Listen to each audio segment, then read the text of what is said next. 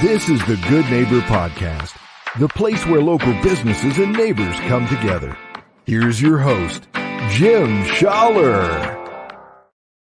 Welcome, good neighbors, to episode number 70 of the Good Neighbor Podcast Estero. Today we have good neighbor Karen Gaston from Wings of Shelter International. Karen, welcome. Thank you, Jim. It's great to be here. Yeah, it's going to be a pleasure getting to know a little bit about you today. So let's just jump right in. And why don't you share a little bit about what you do over at Wings of Shelter? Okay. So what I do at Wings of Shelter, I'm actually the business development director. So my job is to develop business, basically, but to let people know exactly what we do at Wings of Shelter. So that is my function. Wow, look at you. So what is Wings of Shelter all about? What do you guys, what's your purpose? What's your drive? So Wings of Shelter, we are a safe home for young minor girls that have been rescued out of human trafficking. So we have several safe homes in the Lee County area. Of course, I can't tell you where they are.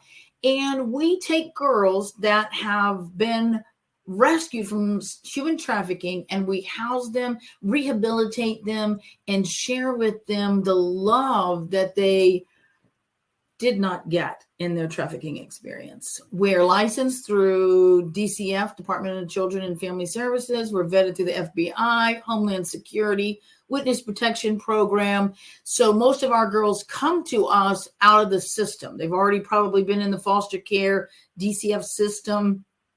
They pop up on the surface, and then what happens is the judges, when they're arrested somewhere or picked up for trafficking or runaways, depending on where they come from, and then they come to our shelters, and we take care of them from ages 11 to 18. They age out of our program at 18, but our job is to take that child and turn her into someone who loves herself and who is able to be an asset to the community when they grow up. Teach them how to pay bills. They've been out of the system for a long time. They don't know how to pay bills. They've been in a lot of different places. Anyway, our job is to take them and get them rehabilitated, love them, and help them be able to go out into the community at 18, have a home, a car, a family, a job, etc.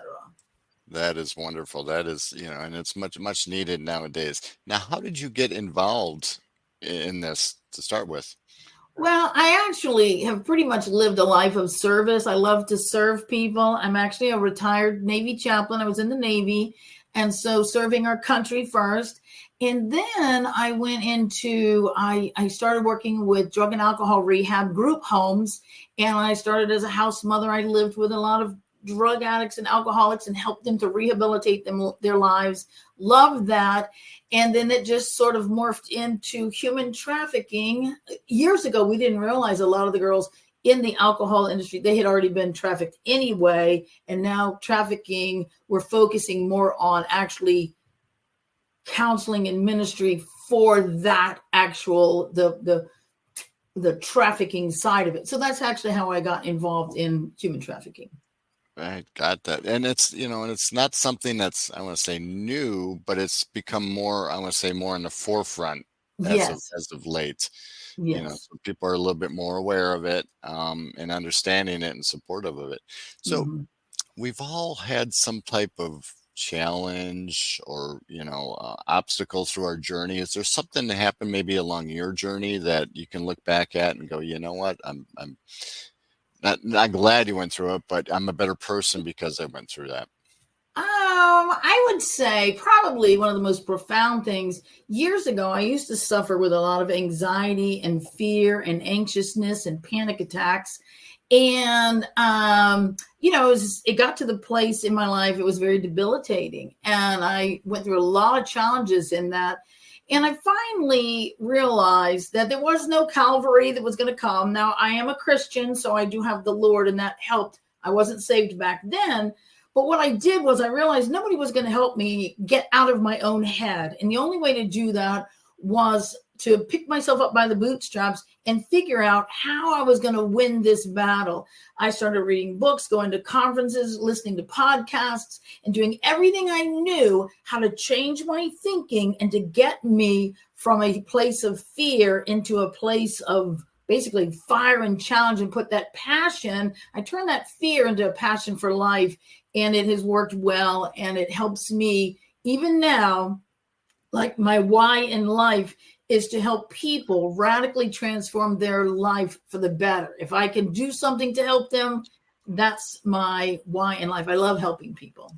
And that's a passion, and and being motivated to help people and focus on that is a wonderful thing. Are there what do I want to say? Are you from down here originally?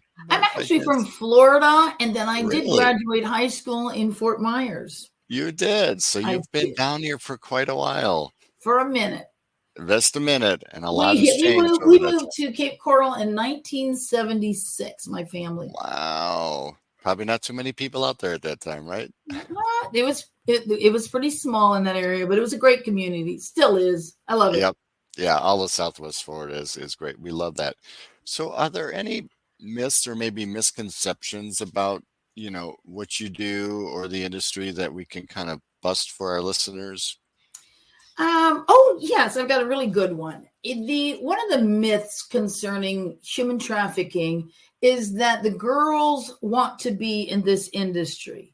They come into this industry by fraud, coercion, fear. The people that bring them into the trafficking life beat them, hurt them, harm them, and bring great fear into their life. And the reason that they are prostituting themselves is because they're terrified of the outcome from their trafficker. So these men that are frequenting these ladies, they think they want to be there. They do not. Yeah, and that's the big difference. And what can people do to be more aware of these situations that are going out there? Are there signs that they can notice, that they can lend a Certainly. hand or help? Mhm. So some of the signs of a child or a person being trafficked, a lot of times they will not hold eye contact at all with any individual. Someone else will do their speaking for them. Very often they won't know where they are, what city, what state, because the traffickers move them around a lot. They're not going to have a lot of conversation with you at all. Somebody else will speak for them. They may have tattoos, burn marks, broken bones. They also aren't going to have driver's license, passports, any kind of identification on them. Someone else will carry that. They're usually very secretive, very introverted. And that doesn't mean every introvert is being trafficked, but a trafficking victim is usually very introverted, and because they're afraid of what's going to happen with their trafficker. They stay away from people. Now, Florida in general, I know this is a big problem nationwide and worldwide. How is Southwest Florida compared to that? So the United States is the number one consumer of sex worldwide. The United States is the number one producer of sex worldwide. And the state of Florida is number 3 in the nation for human trafficking. Wow. Are there reasons for that? I would say you can't really put a finger on a lot of it, but Florida's a very transient state. We're very vacation. It's very easy to hide and to move people in and out of the state because nobody's paying attention because everyone's on vacation. It's kind of like a party town. California is number 1, Texas is number 2, Florida's number 3. So you look at the locations of where they are and how you can move people in and out very readily. We also have all of the water borders where you can bring people in and bring people out. And for the most part, people say, well, isn't human trafficking like foreign nationals? It is not. It is, for us, it's the majority of our own nation. Americans are being trafficked. Your children are being trafficked. Your grandchildren are being trafficked. And there's something you might want to tell your viewers, moms, dads, grandparents. Go online and start watching videos about sextortion and what's happening in the schools with our children. It's basically blackmailing the children for naked and other photos. And then they start blackmailing these kids, 11, 12, 13 years old. And it's really getting frightening out there.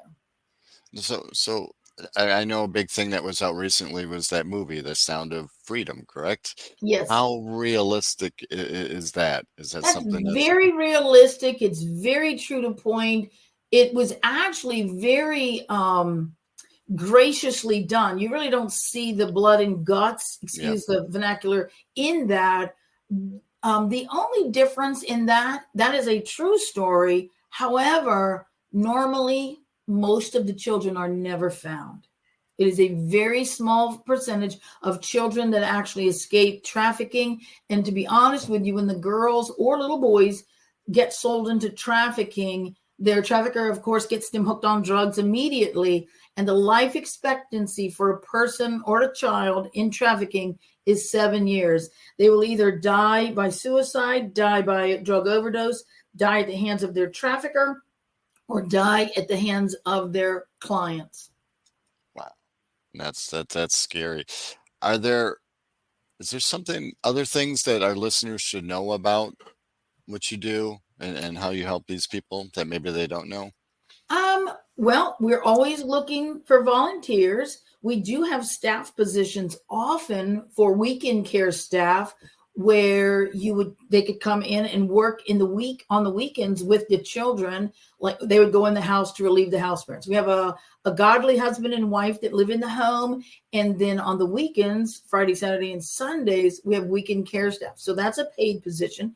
We have volunteer positions of mentors where you have to be a woman for the mentor position to come in, take the kids out for pizza, ice cream, one-on-one. We also are always looking for transportation. People want to transport the girls to mental health counseling, doctor's appointment, dentist appointments. They get to take gymnastics and soccer and piano or whatever they want. We always are hiring. We're a Christian organization, so we hire godly husband and wife to live in the home with the girls. Let's see. Trying to think of something else. And if somebody wanted to reach out to us, they can call us at Wings of Shelter. We're 239-340-2980. And our website is wingsofshelter.org. Perfect. Karen, anything else you would like our listeners to know about Wings of Shelter?